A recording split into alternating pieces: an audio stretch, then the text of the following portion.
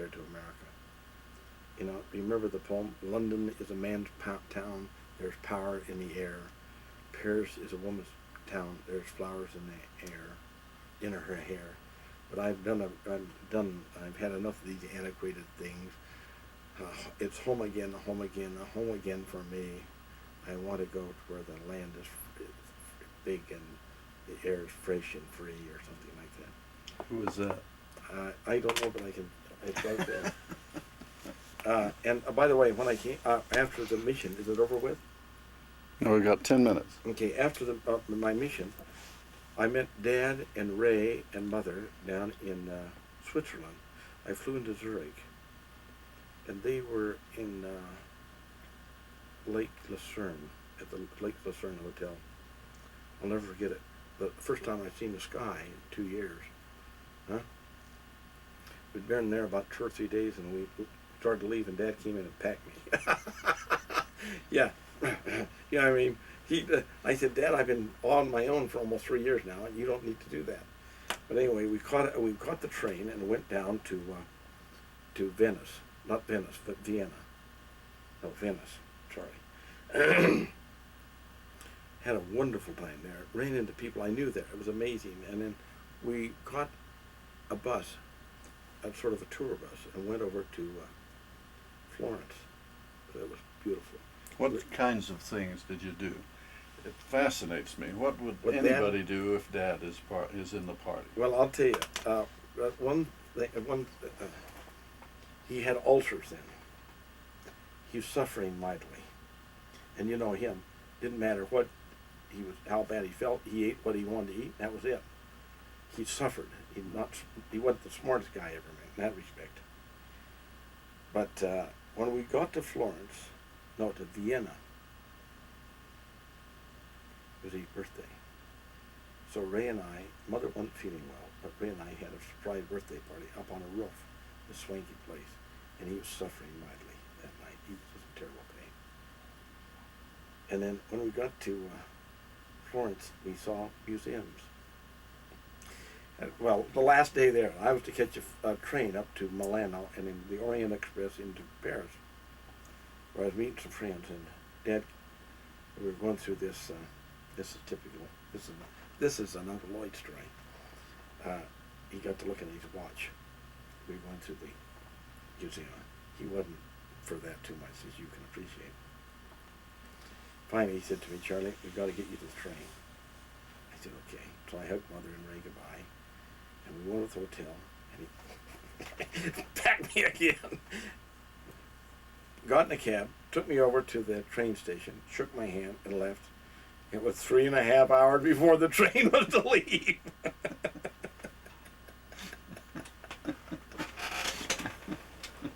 Oh, brother. I can remember waiting around on that, wandering around the train station but I'm glad to get rid of him if you want to know the truth. Man, oh man, oh man, what a character. And what did you do in Paris? And what were you? Well, when I was in Paris, of interest, I looked up a guy that was a good friend of Will Robinson's. I met Bruce Robinson there, that I told you I introduced to Gene Romney. I was there just shortly, and then I had to get back to school, and I flew on SAS up from there into Scotland, and then flew in a DC-4 slow time engine across. Mm-hmm.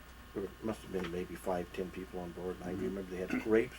I hadn't had grapes, But Paris was full of sunshine, and all of the girls were all tanned up and had platinum makeup and they looked fabulous.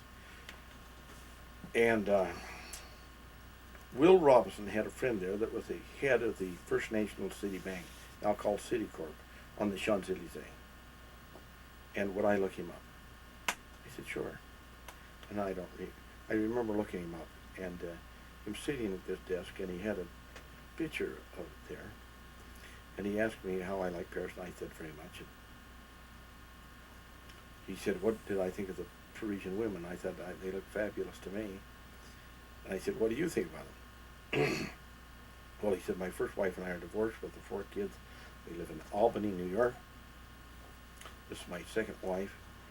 She was 18 when I married her. She's French, and he told me about her. not, he told me unforgettable stories, and I got a phone. I got a note the other day from Will Robinson, a change of address. I think I'll phone him and ask him about who that guy was. And I don't remember much about it, frankly, if you want to know the truth. Mm-hmm. I just remember, but I remember when I came back to see you, and do you remember that you had a pill or something like that? What was it? I couldn't sleep on planes in those days. Why, I can't begin to even understand, Mm-hmm. because I sleep like $1 million now. But anyway,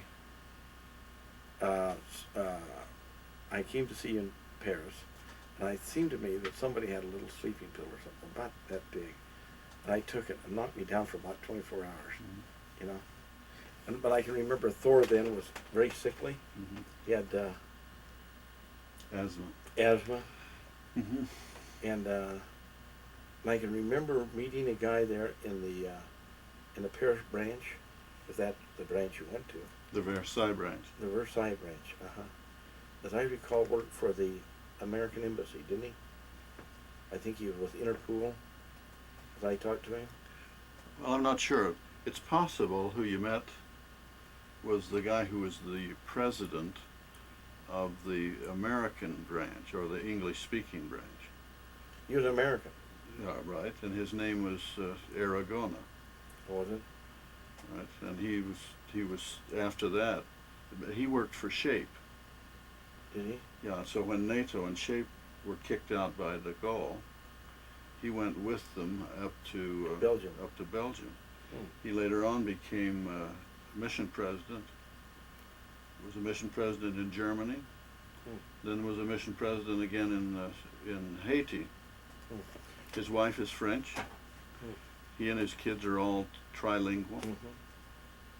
Well, you know, talking about that, I remember coming into 149 Nottingham Lane once, and they had, I came in a little late for Sunday school. They had this old gentleman sitting on the stand, and because I was district president, they had me sit on the stand, and I looked down, and I can remember thinking, boy, I wonder who this old Englishman is. They're going to have me speak, and it's going to be awful.